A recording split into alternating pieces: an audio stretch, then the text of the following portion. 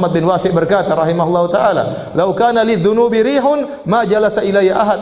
Kalau seandainya dosa-dosa itu ada aromanya, bisa tercium, seorang pun tidak akan mau duduk dengan saya. Tetapi kita menjadi mulia, kita dihormati oleh orang lain, disegani oleh orang lain, bukan karena kita yang mulia, tetapi karena dosa-dosa kita ditutup oleh Allah Subhanahu wa taala. Oleh karena seorang banyak mengucapkan astagfirullah, astagfirullah. Kemudian saya minta kepada engkau yang kedua, yaitu perlindungan. Artinya, ya Allah, janganlah kau jadikan dosa yang aku lakukan ini berdampak buruk kepada aku. Karena dosa itu pasti ada dampak buruknya, pasti ada dampak buruknya. Maka tatkala seorang perbanyak istighfar, maka dampak buruk tadi tidak jadi.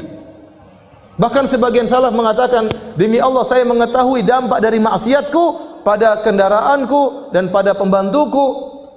Dia tahu, oh ini tadi saya maksiat, makanya terjadi seperti ini. Seorang bisa jadi gara-gara dia maksiat, kelakuan suaminya berubah. Mulai tidak cinta sama dia, mulai kasar sama dia.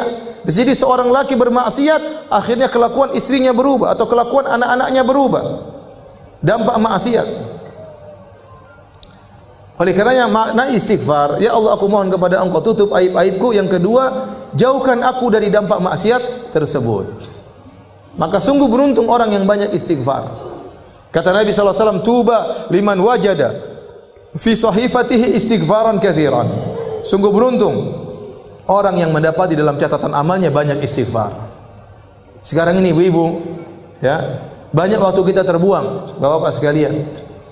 Saya kalau di Arab Saudi saya sering lihat ada tulisan imla awqatak bil istighfar. Kita lagi ngantri ada tulisan isi detik-detikmu dengan istighfar. Kita kalau di Saudi kita jalan dari Mekah ke Madinah, di tengah-tengah ada tulisan subhanallah, di tengah tulisan alhamdulillah. Kenapa orang yang bersafar? Agar ingat kepada Allah, kemudian dia berzikir di tengah jalan. Betapa sering saya lihat orang ngantri, mereka sambil berzikir astagfirullah, astagfirullah, astagfirullah, astagfirullah. Sekarang mulai berubah dengan adanya medsos. Sekarang orang ngantri langsung buka Facebook, astagfirullah, astagfirullah, astagfirullah. Alhamdulillah, alhamdulillah. Sekarang lihat macam-macam, malah bikin dosa sambil nunggu bikin dosa.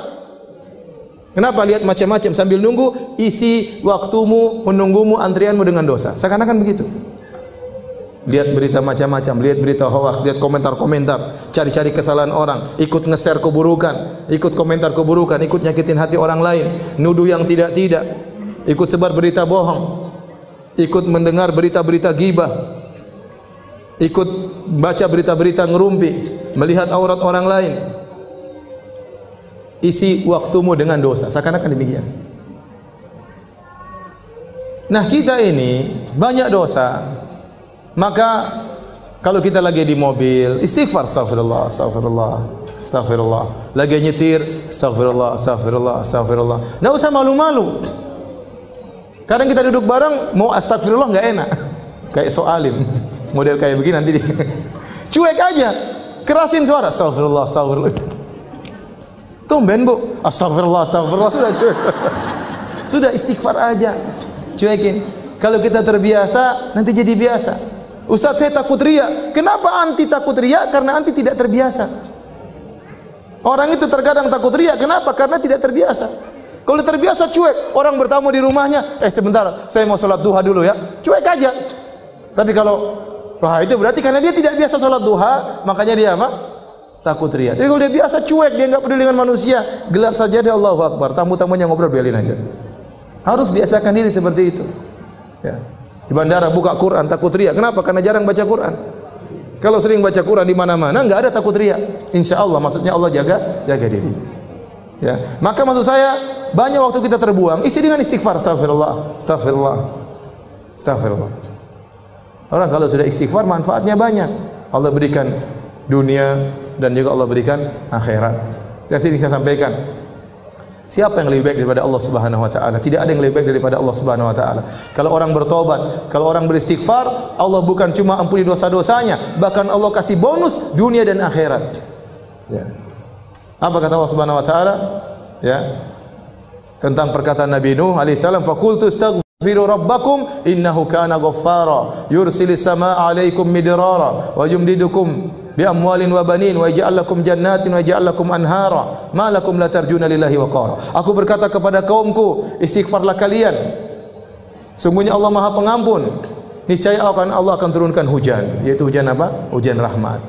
Bukan hujan bikin musibah. Ini perkataan Nabi Nuh kepada kaumnya. Namun tatkala kaum Nabi Nuh tidak beriman, Allah tetap turunkan hujan. Tapi hujan apa? Azab. Seandainya mereka beristighfar, hujan yang turun bukan hujan azab, tapi hujan apa? Hujan rahmat.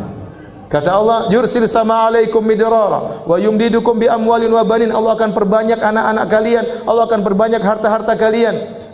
Wa ja'alakum jannatin wa ja'alakum anhara. Allah akan tumbuhkan taman-taman bagi kalian dan Allah akan alirkan sungai-sungai bagi kalian.